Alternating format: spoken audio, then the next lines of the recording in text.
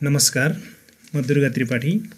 सम्पूर्ण भाइ बहिनीहरूलाई आजको कक्षामा हार्दिक स्वागत गर्दछु। आज म भाइ बहिनीहरूकै सुझावलाई मनन गरी कक्षा 11 को वीरपुर्खा कविताको अभ्यासमा राखिएको व्याकरण शिक्षण गर्न गइरहेको छु। आजको कक्षामा वर्ण परिचय र वर्ण वर्गीकरण शीर्षकमा विस्तृत चर्चा गर्नुका साथै व्याकरण अभ्यास समेत शिक्षण गर्नेछु।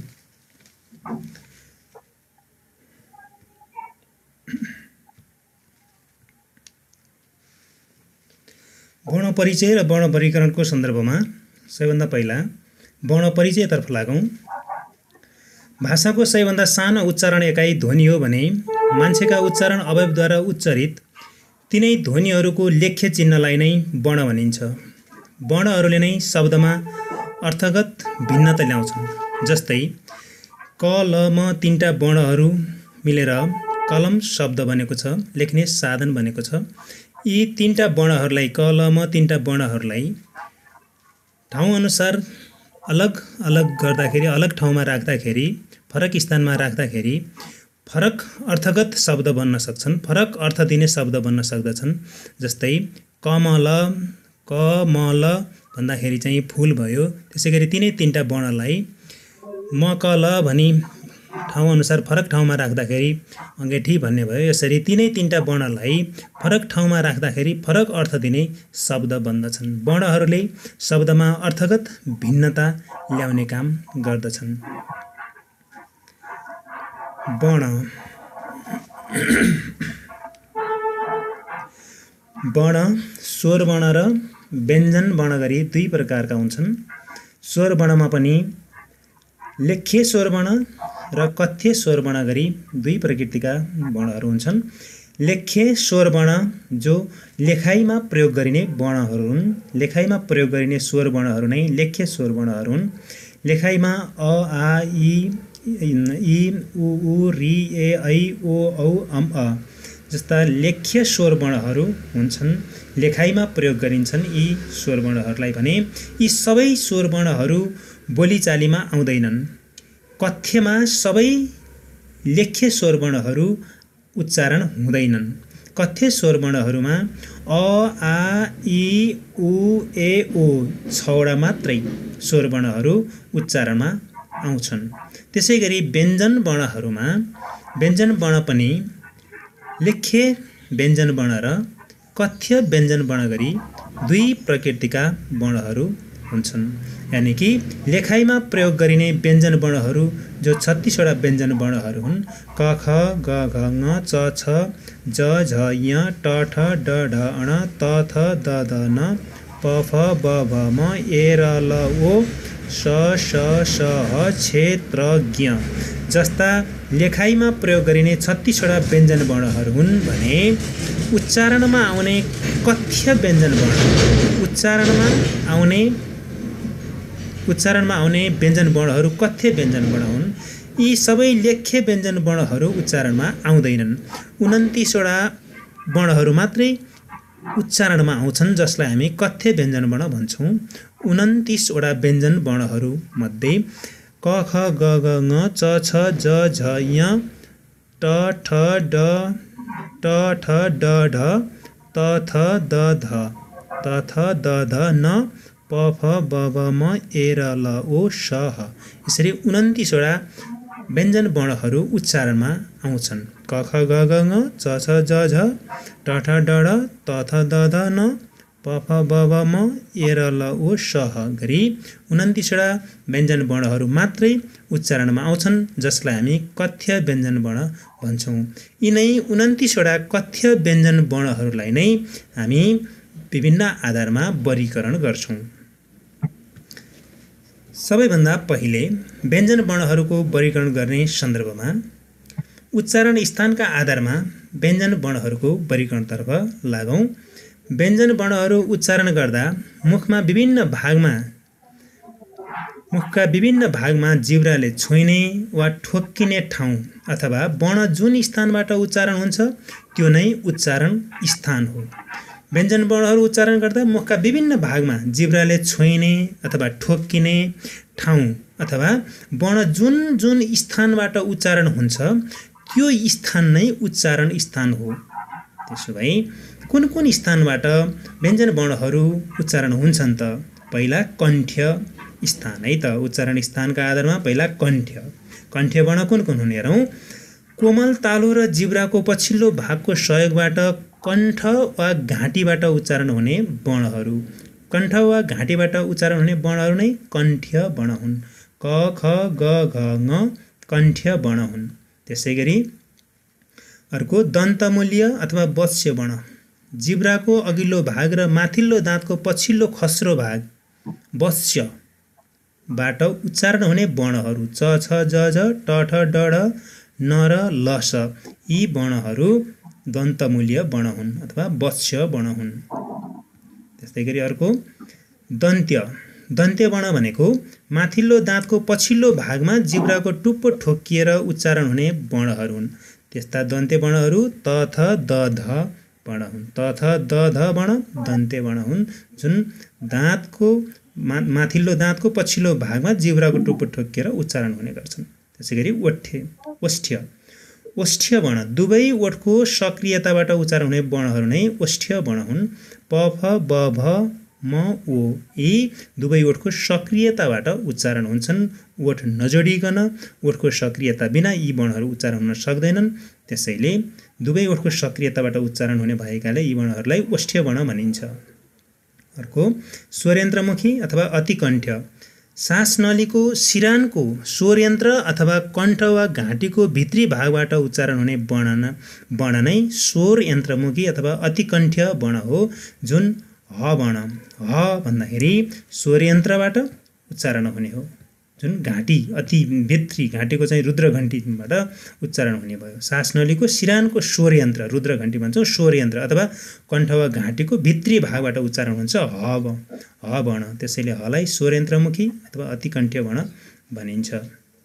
त्यस्तै तालव्य भनेको तालव्य वर्ण, जिब्राको बीचको भाग र माथिल्ला दाँतको पछाडिको चिल्लो र सारो तालुको संलग्नताबाट उच्चारण हुने वर्ण नै तालव्य वर्ण हो।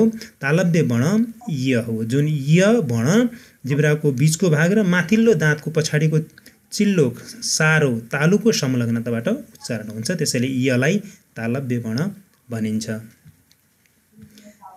त्यसै गरी व्यञ्जन वर्णको वर्गीकरणको सन्दर्भमा उच्चारण प्रयत्नका आधारमा व्यञ्जन वर्णहरूलाई कसरी वर्गीकरण गरिन्छ भन्ने कुरा अब चर्चा गरौँ। व्यञ्जन वर्णहरू उच्चारण गर्दा सासको प्रवाहलाई उच्चारण अवयवहरूले रोक्न र सासले बाहिर निस्कन गर्ने प्रयास अथवा सास परिचालन हुने तरिका नै उच्चारण प्रयत्न हो। त्यसो भए उच्चारण प्रयत्नका आधारमा व्यञ्जन वर्णहरूको वर्गीकरणतर्फ लागौँ। स्पर्शी वर्ण, कण्ठ दन्तमूल दाँत ओठ आदि उच्चारण अवयवहरू कहीँ न कहीँ छोइएर सास बाहिर निस्कँदा उच्चारण हुने वर्णहरू नै स्पर्शी वर्ण हुन्। जस्तै क ख ग घ भन्दाखेरि कण्ठबाट चाहिँ उच्चारण हुने भयो, कहीँ न कहीँ छोइएर उच्चारण गर्ने क्रममा कहीँ न कहीँ छोइएर सास बाहिर आउने क्रममा चाहिँ सास बाहिर आउने क्रममा क ख ग घ कण्ठबाट उच्चारण हुने भयो। त्यसै गरी चाहिँ ट ठ ड ढ दन्तमूल भयो, अनि त थ द ध दाँतबाट, त्यसै गरी चाहिँ ओष्ठ प फ ब भ ओष्ठबाट चाहिँ ओष्ठको सक्रियताबाट विशेष गरी चाहिँ सास बाहिर निस्कने क्रममा ओठको सक्रियता ओठमा चाहिँ छोइएर भनौँ है त। उच्चारण अवयवहरू कहीँ न कहीँ छोइएर भन्ने क्रममा चाहिँ छोइएर सास बाहिर निस्कँदा उच्चारण हुने भन्ने क्रममा चाहिँ प फ ब चाहिँ ओठको सक्रियताबाट हुने भयो। त्यसै गरी अर्को चाहिँ स्पर्श सङ्घर्षी, उच्चारण अवयवहरू कहीँ न कहीँ छोइएर सास बाहिर निस्कँदा सासमा जोड पर्ने अथवा जिब्राले छुँदा घर्षण भएर उच्चारण हुने वर्णहरू स्पर्श सङ्घर्षी। त्यसो भए च छ ज झ स्पर्श सङ्घर्षी वर्ण हुन्। उच्चारण अवयवहरू कहीँ न कहीँ छोइएर सास बाहिर निस्कँदाखेरि विशेष गरी अब यो चाहिँ सासको जोड पर्ने अथवा जिब्राले छुँदा घर्षण भएर उच्चारण हुने वर्णहरू, घर्षण भएर उच्चारण हुने, जिब्राको घर्षण भएर उच्चारण हुने भनेको छ, त्यो भनेको चाहिँ स्पर्श सङ्घर्षी च छ ज झ वर्णहरू भाइ यी च छ ज ज वर्णहरू उच्चारण गर्दाखेरि कहीँ न कहीँ छोइएर सास बाहिर निस्कने हो। त्यस क्रममा सासमा जोड पर्छ, जिब्राले छुँदा घर्षण हुन्छ। त्यो जिब्राले छोएर घर्षण हुने क्रममा च छ ज ज वर्ण उच्चारण हुने भएको हुनाले स्पर्श सङ्घर्षी वर्ण भनिएको च छ ज जलाई। त्यसैगरी सङ्घर्षी उच्चारणको क्रममा उच्चारण अवयवहरूको नजिक जिब्रो पुगे पनि नछोइकन सासको मात्रै घर्षण हुने। माथि स्पर्शी भनेको थियो भने यो स्पर्श नहुने, सङ्घर्ष मात्रै हुने, घर्षण हुने है त। जिब्रो उच्चारण क्रममा उच्चारण अवयवको नजिक पुग्छ जिब्रो, तर चाहिँ छोइँदैन, सासको मात्रै घर्षण हुन्छ र स र ह वर्ण उच्चारण हुन्छन्। त्यसैले स रलाई सङ्घर्षी, स अनि ह वर्ण चाहिँ सङ्घर्षी भनिएको।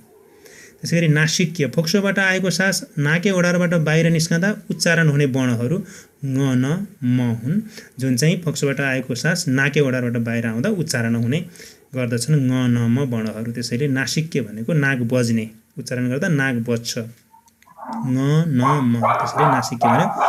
कम्पित जिब्राको टुप्पो थर्केर उच्चारण हुने वर्ण कम्पित हो। जिब्रो काम्दै थर्केर, जिब्रो कामेर थर्केर उच्चारण हुने वर्ण र हो। जिब्रो नथर्किकन, जिब्रो नकामिकन र वर्ण उच्चारण हुँदैन। त्यसैले रलाई चाहिँ कम्पित वर्ण भनिएको हो, र। त्यस्तै गरी चाहिँ पार्श्विक उच्चारणका क्रममा जिब्राको टुप्पो दोब्रिएर बनेका दुवै छेउका प्वालबाट सास बाहिर निस्की उच्चारण हुने वर्ण ल हो। जुन ल वर्ण उच्चारण गर्दाखेरि जिब्राको टुप्पो दोब्रिएर जिब्राको दुवै छेउका प्वालहरूबाट सास बाहिर निस्कन्छ अनि बल्ल ल उच्चारण हुन्छ। त्यसैले ललाई पार्श्विक वर्ण भनेको, पार्श्विक वर्ण। अर्धस्वर स्वर श्वास प्रवाहमा बाधा उत्पन्न नभइकन हलन्त उच्चारित हुने, कतै स्वर जस्तो कतै व्यञ्जन जस्तो लाग्ने वर्ण अर्धस्वर जस्तो वर्ण व्यञ्जन वर्ण, त्यो चाहिँ अर्धस्वर हो। कतै स्वर जस्तो पनि लाग्छ, कतै चाहिँ व्यञ्जन जस्तो पनि लाग्छ, तर चाहिँ स्वर जस्तो चाहिँ अर्धस्वर जस्तो भनौँ, अर्धस्वर हो। ए र ओ जुन वर्ण चाहिँ श्वास प्रवाहमा बाधा उत्पन्न नभइकन हलन्त उच्चारित हुन्छ। श्वास प्रवाहमा बाधा उत्पन्न नभइकन त उच्चारण हुने त स्वर वर्ण हुन्। त्यसैले ए र ओ उच्चारण गर्दाखेरि श्वास प्रवाहमा बाधा उत्पन्न हुँदैन, हलन्त उच्चारित हुने, कतै स्वर जस्तो कतै व्यञ्जन जस्तो हुने भएको हुनाले चाहिँ य र ओलाई चाहिँ अर्धस्वर भनिएको हो। त्यस्तै गरी व्यञ्जन वर्णको वर्गीकरणको क्रममा घोषत्वको आधारमा व्यञ्जन वर्णलाई वर्गीकरण हेरौँ, चर्चा गरौँ। रुद्र घण्टीभित्र रहेको स्वर तन्त्रिका खुल्न र बन्द हुन सक्ने दुई पातला लचकदार चिम्टा आकारका स्वर चिम्टीहरूको प्रकम्पनलाई नै घोषत्व भनिन्छ। रुद्र घण्टीभित्र रहेका स्वर तन्त्रिका हुन्छन् मसिना, ती खुल्न र बन्द हुन सक्ने दुई पातला लचकदार चिम्टा आकारका हुन्छन्। ती स्वर चिम्टीहरूको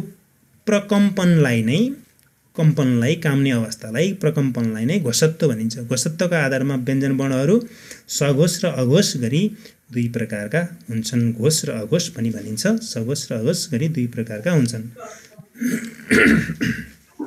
अघोष भनेको फोक्सोबाट सास बाहिर निस्कँदा स्वर चिम्टीमा कम्पन कम भई आवाज कम आउने स्थितिमा उच्चारण हुने व्यञ्जन वर्णहरू नै अघोष हुन् वा घोष हुन्। क च ट त प ख छ ठ थ फ स चाहिँ अघोष वर्ण हुन्, जुन चाहिँ उच्चारण क्रममा फोक्सोबाट सास बाहिर निस्कँदाखेरि स्वर चिम्टीमा कम्पन कम हुन्छ, आवाज कम आउँछ। त्यस्तो स्थितिमा उच्चारण हुने वर्णहरू अघोष हुन्। क च ट त प ख छ ठ थ फ स अघोष वर्ण हुन् भने सघोष, सघोष अथवा घोष। फोक्सोबाट सास बाहिर निस्कँदा स्वर चिम्टीमा कम्पन बढी भई आवाज बढी आउने स्थितिमा उच्चारण हुने व्यञ्जन वर्णहरू नै घोष हुन्। कि फोक्सोबाट उच्चारणको क्रममा फोक्सोबाट सास बाहिर निस्कँदाखेरि स्वर चिम्टीमा कम्पन बढी हुन्छ, सास बढी यानि कि आवाज बढी आउँछ, त्यस्तो स्थितिमा उच्चारण हुने व्यञ्जन वर्णहरू नै घोष हुन्। ग ज ड द ब घ झ ढ ध भ ङ न म ए र ल ओ ह। त्यसो भए यिनलाई अझ सहज तरिकाले छुट्याउनका लागि यो तालिका हेरौँ। 29वटा व्यञ्जन वर्णहरूलाई पञ्चम वर्णका आधारमा लेख्ने। पहिला क ख ग घ ङ च छ ज झ य हुँदैन, उच्चारण हुँदैन, त्यसैले यहाँ लेखिएन। ट ठ ड ढ अण हुँदैन, उच्चारणमा आउँदैन। त थ द ध न प फ ब भ म ए र ल ओ स ह यसरी चाहिँ व्यञ्जन वर्णहरूलाई 5-5 वर्णको आधारमा लेख्ने। त्यस पछाडि ठाडो लाइनमा जाने क च ट त प 5वटा अक्षर लिने। क च ट त प 5वटा अक्षर भयो पहिलो लाइनको ठाडो लाइन। त्यसैगरी दोस्रो लाइनमा चाहिँ ख छ ठ थ फ भयो। यसरी पहिलो र दोस्रो लाइनको ठाडो लाइनमा पहिलो र दोस्रो लाइनको यो ठाडो लाइनमा विशेष गरी ठाडो लाइनमा पर्ने क वर्गका र ख वर्गका चाहिँ विशेष गरी क छ ट त प ख छ ठ थ फ यी 10वटा 5-5 10वटा वर्ण चाहिँ अघोष वर्ण हुन्। त्यसैगरी अर्को चाहिँ एउटा स वर्ण यी चाहिँ अघोष हुन् भने बाँकी रहेका यी पहेँला जति पनि बाँकी रहेका छन् यी सबै चाहिँ सघोष अथवा घोष वर्ण हुन्। सम्झनाका लागि यो 5-5 अक्षरमा चाहिँ 5-5 अक्षरको लाइनमा लेख्ने पञ्चम वर्णको अनुसार। त्यसैगरी ठाडो लाइनमा सुरुका 2 लाइन 5-5 वर्णहरू चाहिँ र एउटा स चाहिँ अघोष भयो अघोष वर्ण भयो भने बाँकी रहेका सबै चाहिँ सघोष अथवा घोष वर्ण हुन् भनेर सम्झन सजिलो हुन्छ।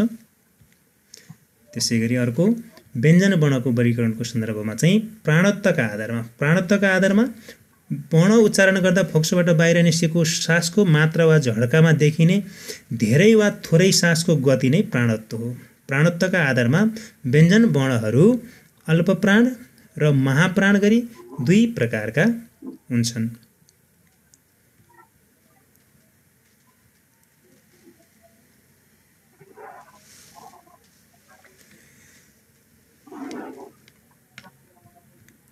त्यसैगरी अल्पप्राण भनेको फोक्सोबाट सास बाहिर निस्कँदा सासको मात्रा वा झड्का कम आउने स्थितिमा उच्चारण हुने व्यञ्जन वर्णहरू नै अल्पप्राण हुन्।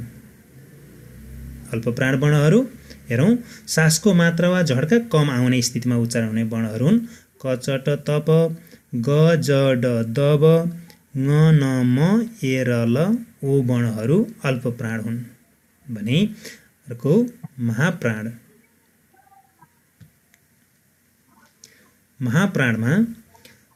भनेको फोक्सोबाट सास बाहिर निस्कँदा सासको मात्रा वा झड्का बढी आउने स्थितिमा उच्चारण हुने व्यञ्जन वर्णहरू नै महाप्राण हुन्। फोक्सोबाट उच्चारणको क्रममा फोक्सोबाट सास बाहिर निस्कँदा सासको मात्रा वा झड्का बढी आउने स्थितिमा उच्चारण हुन्छन् भने ती वर्णहरू महाप्राण हुन्। जस्तै ख छ ठ थ फ ख छ ठ थ फ घ झ ढ ध भ स ह।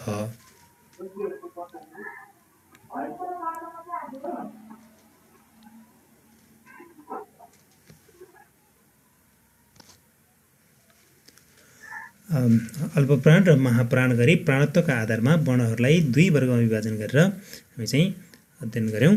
यो अल्पप्राण र महाप्राणको सन्दर्भमा यसलाई छुट्याउन अझ सहज तरिकाले यो तालिकाबाट थप चर्चा गर्नेछु मैले। अल्पप्राण र महाप्राण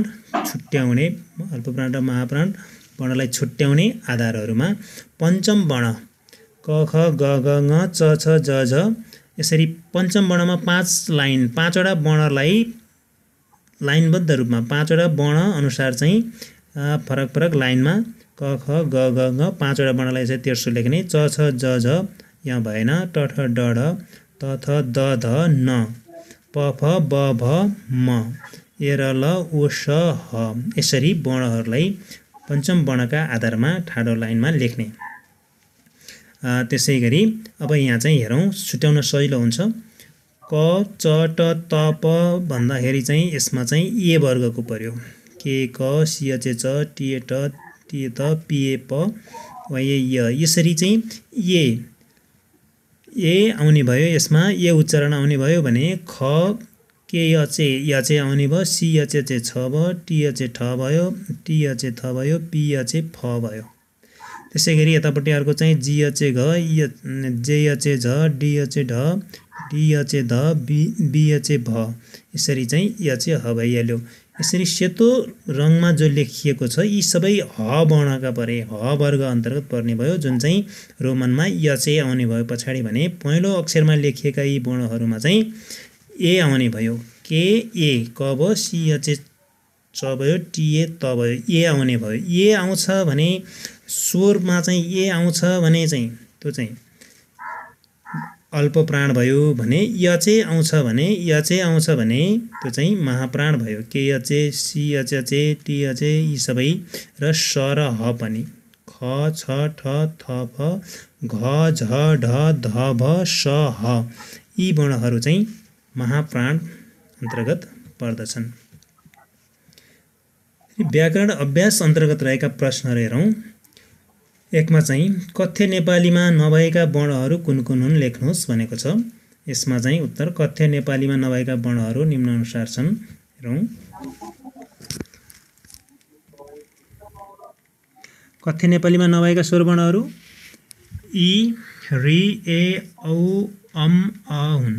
त्यसै गरी अर्को खमा कथ्य नेपालीमा नभएका व्यञ्जन वर्णहरू य, अण, स, क्ष, त्र, ज्ञ हुन्। कथ्य नेपालीमा नभएका व्यञ्जन वर्णहरू। कथ्य नेपालीमा नभएका स्वर वर्णहरू इ, दीर्घ इ, रि, ऐ, औ, अम, अ हुन् भने कथ्य नेपालीमा नभएका व्यञ्जन वर्णहरू य, अण, स, क्ष, त्र, ज्ञ हुन्। त्यसै गरी अर्को दिएका लेख्य वर्णहरूको उच्चारण कस्तो हुन्छ भनेको छ। त्यसमा वर्ण र उच्चारणहरू हेरौँ। इ, दीर्घ इ भयो, उच्चारणमा चाहिँ ह्रस्व इ हुन्छ। दीर्घ उ, उच्चारणमा ह्रस्व उ हुन्छ। त्यस्तै गरी चाहिँ रि वर्ण यो उच्चारणमा चाहिँ रि हुन्छ। त्यसै गरी वर्ण ऐ वर्ण चाहिँ उच्चारणमा ऐ हुन्छ। त्यस्तै गरी औ वर्ण चाहिँ उच्चारणमा औ हुन्छ। अम वर्ण अ मलाई हलन्त गर्ने अम हुन्छ। त्यस्तै गरी अ विसर्ग अ चाहिँ अ नै हुन्छ। वर्ण य चाहिँ न उच्चारण हुन्छ। त्यस्तै गरी चाहिँ अण चाहिँ अ माथि चन्द्रबिन्दु अण हुन्छ, अड हुन्छ। स यो तालव्य स उच्चारण हुँदैन, दन्त्य स उच्चारण हुन्छ। अनि त्यसै गरी मूर्धन्य स उच्चारण हुँदैन, दन्त्य स हुन्छ। क्ष उच्चारण हुँदैन, छ हुन्छ। त्र उच्चारण हुँदैन, तर हुन्छ। त्यसै गरी ज्ञ हुँदैन, उच्चारणमा हुँदैन। ग र ए माथि चन्द्रबिन्दु ज्ञ हुन्छ। त्यसै गरी अर्को प्रश्नमा अर्को छ दिएको कवितांशबाट गाढा वर्ण टिपी तिनको उच्चारण स्थान छुट्याउनुहोस् भनेको छ।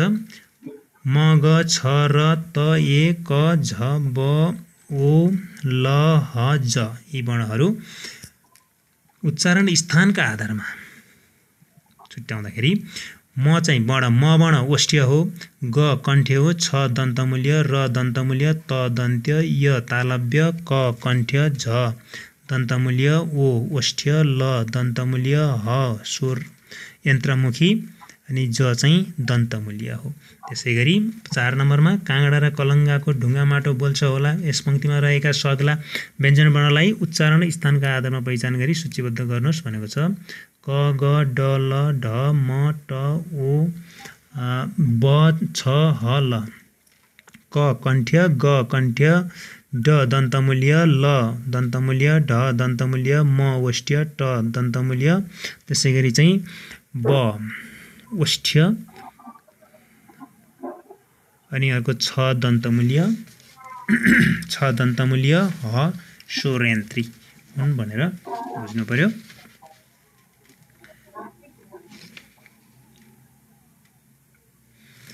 त्यसै गरी अर्को 5 नम्बरमा दिएका अनुच्छेदबाट 5वटा सघोष र 5वटा अघोष वर्ण खोजी लेख्नुहोस् भनेको रहेछ। सघोष वर्ण ए, ल, र, भ, न, म, ओ, ब, भ, ह भयो। अघोष वर्ण क, थ, त, ख, प, स, च भयो। त्यसै गरी अर्को चाहिँ दिएको पंक्तिबाट 5वटा अल्पप्राण र 5वटा महाप्राण वर्ण पहिचान गरी लेख्नुहोस् भनेको छ। अल्पप्राण ग, ब, त, च, ल, महाप्राण स, ह, भ, ख, ध। त्यस्तै गरी दिएका वर्णहरूको उच्चारण स्थान र प्राणत्वको पहिचान गरी लेख्नुहोस् भनेको छ। क, झ, ट, त, फ, ह वर्ण र उच्चारण स्थान, वर्ण उच्चारण स्थान र प्राणत्व, उच्चारण स्थान र प्राणत्वको आधारमा छुट्याउने हो। यसै गरी परीक्षा लेख्नु पर्यो।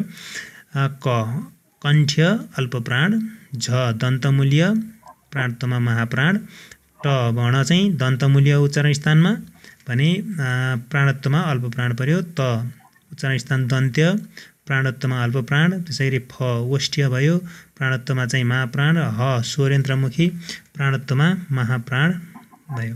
त्यसैगरी उच्चारण प्रयत्न र घोषत्वको आधारमा दिएका वर्णहरू पहिचान गरी लेख्नुहोस्। ख छ स न ए ओ।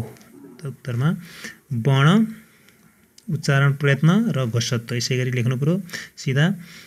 खमा स्पर्शी, उच्चारण स्थान स्पर्शी, घोषत्वमा अघोष, छ स्पर्श सङ्घर्षी अघोष, त्यसै गरी स सङ्घर्षी अघोष, न नासिक्य घोष, य अर्धस्वर घोष र ब स्पर्शी घोष भयो। त्यही गरी अर्को उच्चारण स्थान र घोषत्वको आधारमा व्यञ्जन वर्णहरू वर्गीकरण गर्ने भनेको छ।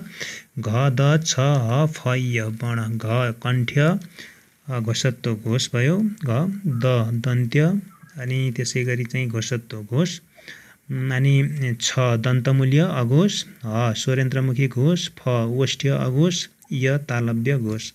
त्यस्तै गरी उच्चारण प्रयत्न र प्राणत्वका आधारमा दिएका व्यञ्जन वर्णहरूको वर्गीकरण गर्नुहोस् भनेको छ। म स ठ ज थ र। उत्तर वर्णमा वर्ण, उच्चारण प्रयत्न र प्राणत्व। म नासिक्य अल्पप्राण, स सङ्घर्षी महाप्राण, ठ स्पर्शी महाप्राण, ज स्पर्श सङ्घर्षी अल्पप्राण, थ स्पर्शी महाप्राण र कम्पित अल्पप्राण।